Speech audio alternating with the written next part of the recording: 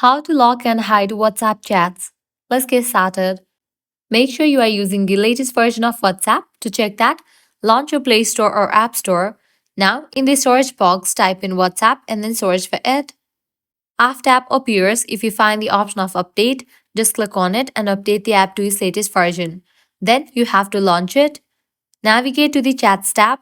Once you're over here, open the conversation that you want to hide and lock. Once you open the conversation, click on the username. Scrolling down, you're gonna find the option of lock chat. Enable for this option. Keep this chat locked and hidden. Use your Face ID to open this chat and read notifications on this device. Click on continue. With that, your Face ID will be enabled and this chat will be locked. Now the chat has been hidden as well as it has been locked. At the very top, you're gonna find this section of lock chats. Clicking on that, you're gonna get access to that chat. By following the same steps, you are able to lock and hide other chats as well. So that's a wrap for this video. If this guide was helpful, do not forget to like, share and subscribe to our channel. Thanks for watching.